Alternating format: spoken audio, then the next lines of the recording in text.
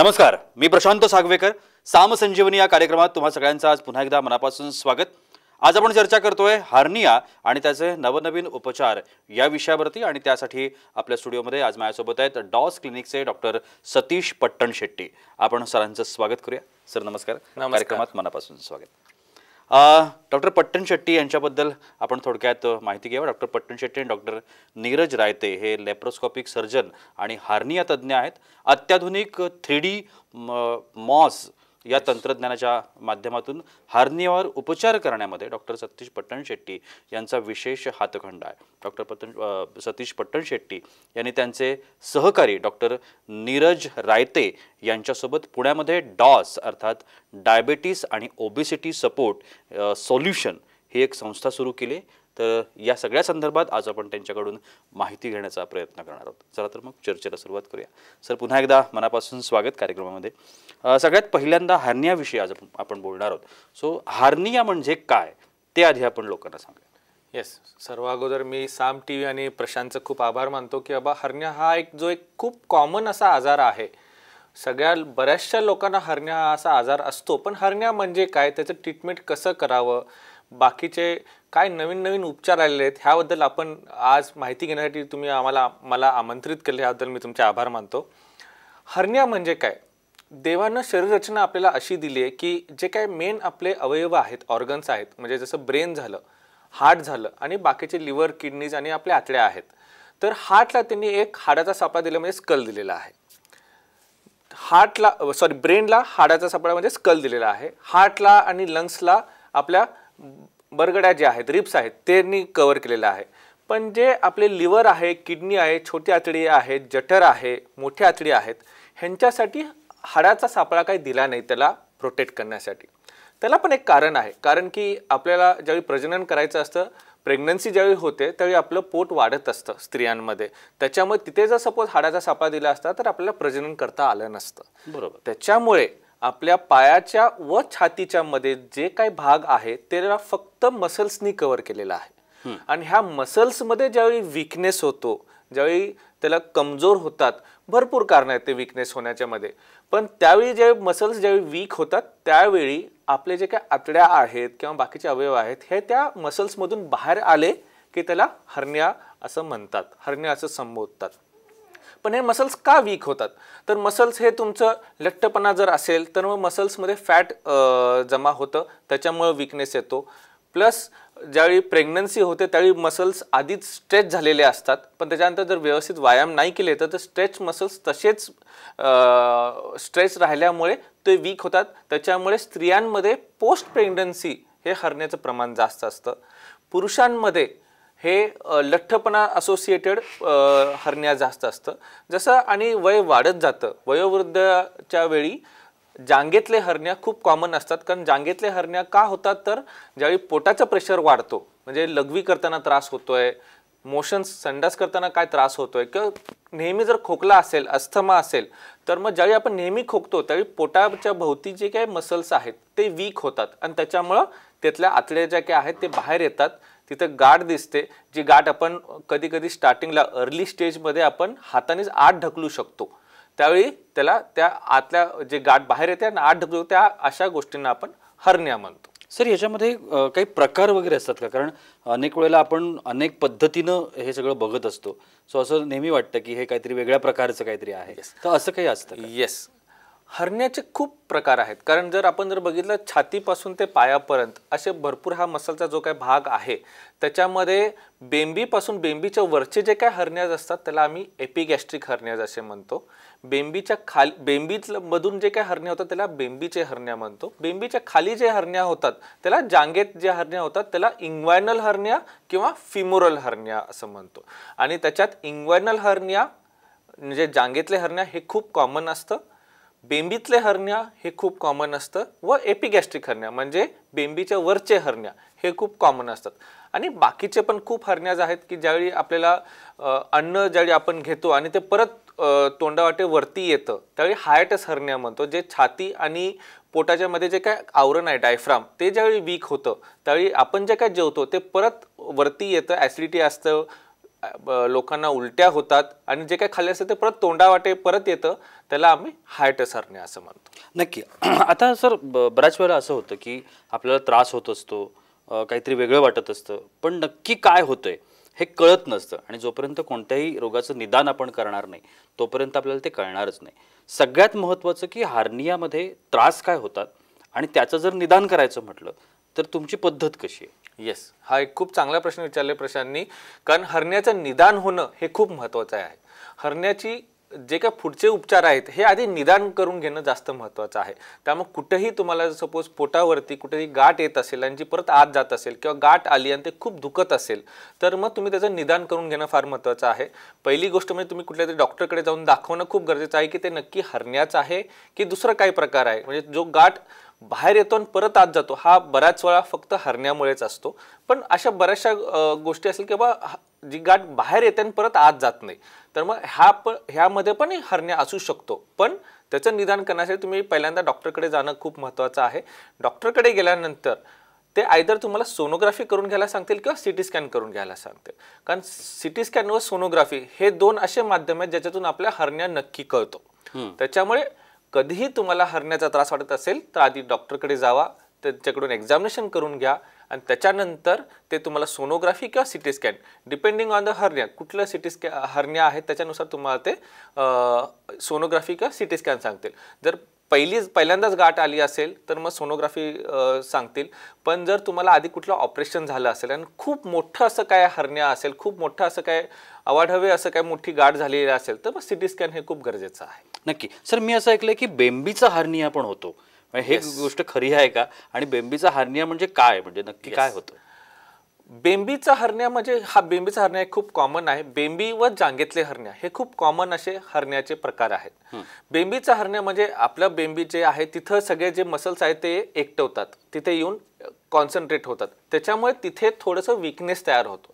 त्यामुळे कधीही आपण ज्यावेळी जोर करतो किंवा आपण खोकला येतो किंवा आपण मोशनसाठी किंवा लघवीसाठी किंवा ह्याच्यासाठी जोर करतो त्यावेळी बेंबीवरती जास्त ताण येतो आणि त्याच्यामुळे तिथे डिफेक्ट जर मसल वीक असतील तर तिथल्या आतले जे आतड्या आहेत ते तिथून पहिल्यांदा बाहेर जास्त येतात.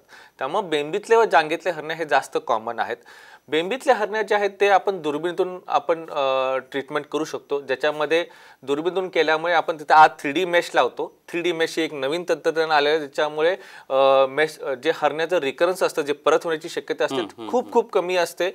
प्लस दुर्बिणीतून केल्यामुळे त्याचं जे काही हर्नियाचा उपचारानंतर जे काही दुखणं असतं, रिकव्हरी बॅक असतं, हे खूप सोयीस्कर झालेलं आहे आणि पेशंट हॉस्पिटलमधनं पण एका दिवसातच डिस्चार्ज होतो आणि तो त्याच्या कामाला विदिन 7 days परत पूर्ववत होऊ शकतो. नक्की. जांघेच्या हर्नियाबद्दल तुम्ही आता उल्लेख केला, हा जांघेचा हर्निया जो आहे तो म्हणजे काय ते पण आपण लोकांना सांगूया आणि त्याचबरोबर जांघेचा हर्नियाचा जो त्रास आहे, आता अनेक वेळेला मी मगाशी म्हटलं की त्रास होत असतो पण ज्याला तो आजार पहिल्यांदा होतो त्याला कळत नाही की नेमकं हे काय आहे किंवा हा त्रास मला कशामुळे होतोय, तर तो त्रास ओळखायचा कसा?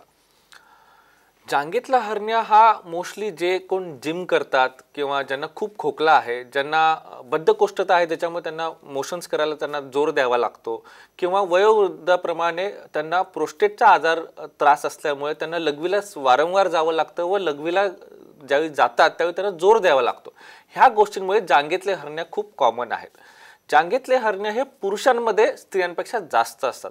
पुरुषांमध्ये जास्त असतात कारण की वयोवृद्धप्रमाणे प्रोस्टेट ग्रंथी जी काय आहे ती लघवीला तुम्हाला ऑब्स्ट्रक्ट करते व लघवीला जाण्यासाठी तुम्हाला ते जोर द्यावा लागतो, लघवी करण्यासाठी जोर द्यावा लागतो व जांघेतले हर्निया हे येतात.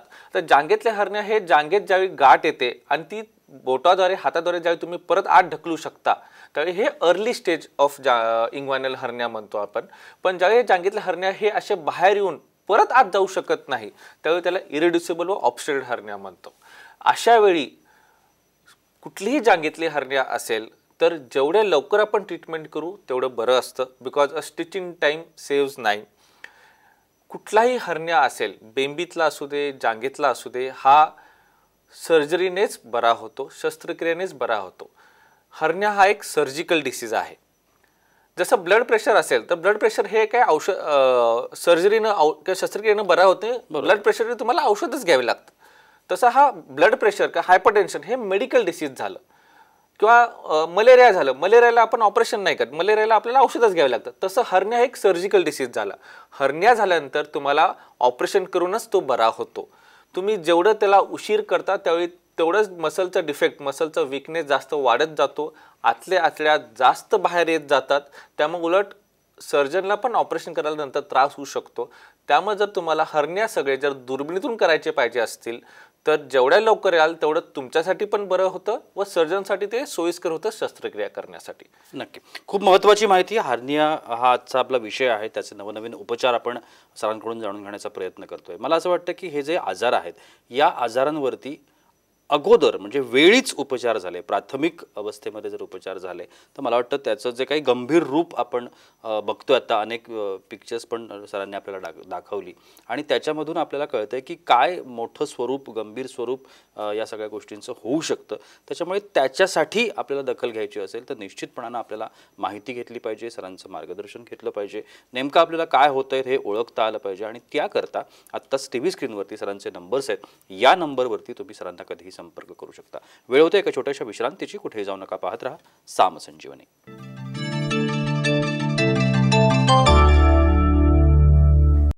विश्रांतीनंतर सामसंजीवनीमध्ये तुम्हा सगळ्यांचं पुन्हा एकदा मनापासून स्वागत. हर्निया आणि त्याचे नवनवीन उपचार या विषयावरती आज आपण चर्चा करतोय आणि डॉक्टर सतीश पट्टणशेट्टी आपल्याला मार्गदर्शन करतात. बेंबीच्या हर्नियाबद्दल तुम्ही मगाशी माहिती सांगितली, मला थोडंसं त्याची शस्त्रक्रिया जी आहे त्याच्याबद्दल विस्तृत जाणून घ्यायचं आहे. कारण जरी ते कॉमन असलं तरी शस्त्रक्रिया म्हटली, कुठलीही सर्जरी म्हटली की निश्चितपणानं लोकांच्या पोटात गोळा येतो की अरे बापरे आता शस्त्रक्रिया करून घ्यायची आहे. तर ते स्वरूप माहिती नसतं कारण शस्त्रक्रियेचं, तर त्याचं स्वरूप कसं असतं आणि ती किती आपण म्हणतो ना रिस्की असते, त्याच्याबद्दल आपल्याला काय सांगता येईल? तुम्ही जसं म्हटलं की शस्त्रक्रिया म्हटलं की पोटात गोळा येतो, तसंच बेंबीचा हर्निया म्हणजे ही पोटात गोळा जो असतो तोच असतो. पोटातला गोळा हा बाहेर आला की त्याला बेंबीचा हर्निया म्हणतात. बेंबीच्या हर्नियामध्ये आपण आत दुर्बिणीतून जे ऑपरेशन्स करतो ते जास्त सोयीस्कर असतं, कारण पेशंट लवकर शस्त्रक्रियेमधून बरा होतो, त्याचं दुखणं कमी असतं आणि बॅक टू वर्क हे लवकर होतं.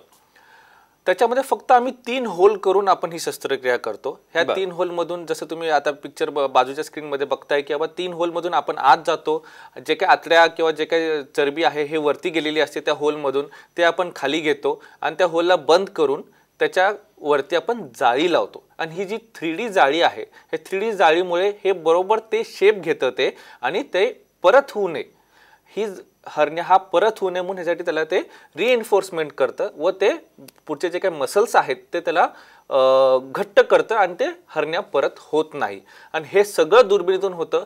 तुम्ही जर स्क्रीनमध्ये बघत असाल तर जो काही हर्नियाचा बेंबीचा शेप जो बदललेला असतो हर्नियामुळं, तो आपण दुर्बिणीतून केल्यामुळे हा हर्नियाचा जो काही बेंबीचा शेप चेंज झालेला असतो तो पूर्ववत होतो.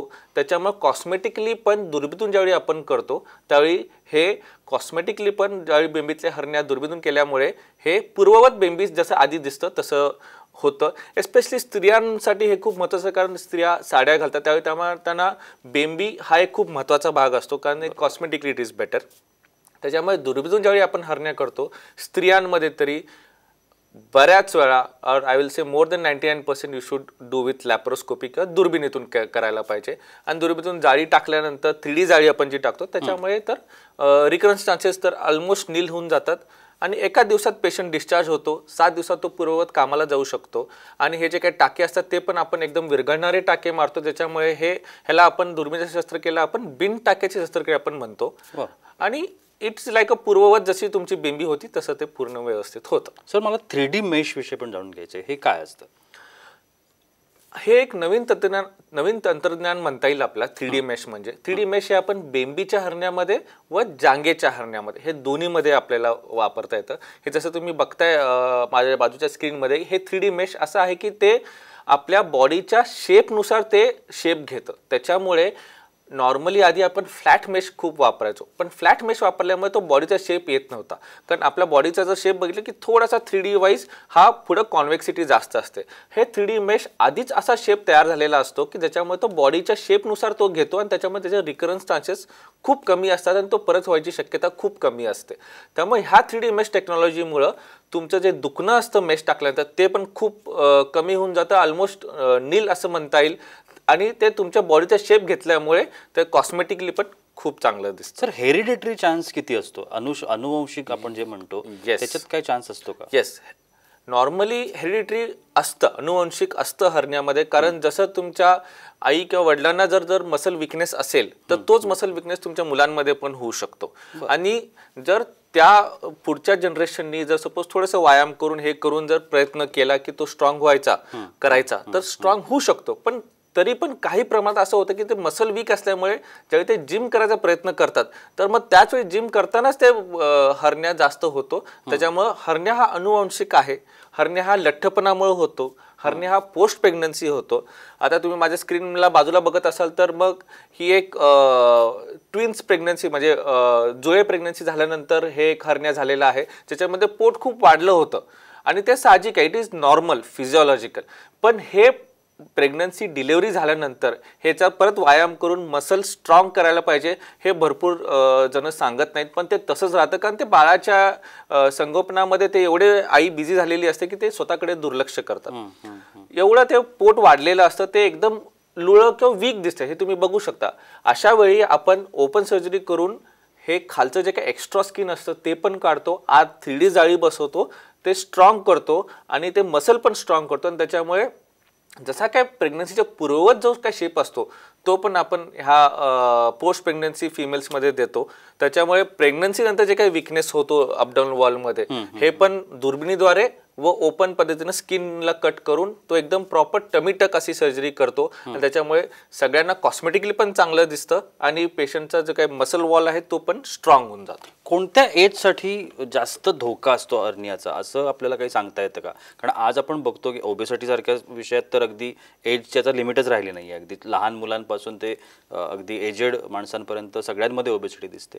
तसं हर्नियाचं काही असतं का? म्हणजे या एजमधल्या लोकांना जास्त धोका हर्नियाचा आहे असं वगैरे काही? खूप छान प्रश्न आहे. कारण पोस्ट प्रेग्नन्सी जसं मी म्हटलं की प्रेग्नन्सी किंवा डिलिव्हरी नंतर हरण्याचे चान्सेस जास्त असतात कारण ते मसल स्ट्रेच झालेला असतो. आणि दुसरा सर्वात जास्त कॉमन म्हणजे वयोवृद्ध लोकांमध्ये. कारण वयोवृद्ध लोकांमध्ये थोडंसं एक्सरसाइज कमी झाल्यामुळे मसल वीक होत जातो कारण त्याचा युसेज कमी होतो, त्याचा वापर कमी होतो. बरोबर. मसलचा वापर कमी झाला की त्याचं वीकनेस जास्त वाढतो आणि त्याच्यामुळे तिथनं हरण्या जास्त होतो. त्यामुळं 50 नंतर हरण्याचे चान्सेस जास्त असतात. प्लस 50 नंतर 40 नंतर जसं जसं मसल वीक होत जातो तसं तसं तुम्हाला वयोवृद्ध जे काही जे बाकीचे आजार होत असतात किंवा बद्धकोष्ठता आली किंवा लघवीला त्रास होतोय, अस्थमा झाला, खोकला झाला, ह्या गोष्टींमुळे वयोवृद्धाच्या लोकांमध्ये हरण्याचा आजार जास्त असतो. आणि पुरुषांमध्ये जांघेच्या हरण्या हे जास्त असतात. बरं, अगोदर आपण काही काळजी घेऊ शकतो का? म्हणजे आता एखादा आजार होऊ नये यासाठी आपण काही दखल घेत असतो म्हणा किंवा असं काही, तर हर्नियाच्या बाबतीमध्ये आपल्याला असं काही करता येतं का? तेच, हर्निया जसं मसल स्ट्रॉंग ठेवणं गरजेचं आहे, आपली ऍक्टिव्हिटीज व्यवस्थित ठेवणं गरजेचं आहे. कुठल्याही गोष्टीमुळे बद्धकोष्ठता असेल, अस्थमा असेल, लघवीचा आजार असेल तर त्याचं ट्रीटमेंट लवकर करून घेणं खूप महत्त्वाचं आहे. कारण त्याचं ट्रीटमेंट लवकर नाही केलं तर तुम्ही जोर देत बसणार नेहमी, स्ट्रेनिंग करणार आणि त्या स्ट्रेनिंगमुळे तुम्हाला हर्निया होतो. त्याच्यामुळे अस्थमा असेल तर अस्थमावरती लवकर ट्रीटमेंट घ्या. तुम्हाला बद्धकोष्ठता असेल तर त्याच्यावरती औषधं घ्या.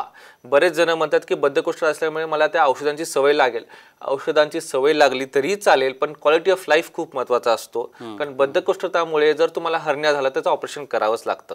आणि हर्नियाचं ऑपरेशन केल्यानंतर बद्धकोष्ठतावरती तुम्हाला औषध घेणं गरजेचं आहे कारण ते हर्निया परत होऊ नये म्हणून. कारण त्याच्यावरती जोर पडला तर परत त्या हर्नियाचा त्रास होऊ शकतो. बरं, बेंबीचा हर्निया किंवा जांघेचा हर्निया ह्या कॉमन थिंग्स आहेत. तुम्ही म्हटलात की ते ऑलमोस्ट होतं अनेक वेळेला, पण याच्या व्यतिरिक्त सुद्धा असे कोणते हर्निया आहेत का की जे होऊ शकतात, त्याची शक्यता असते?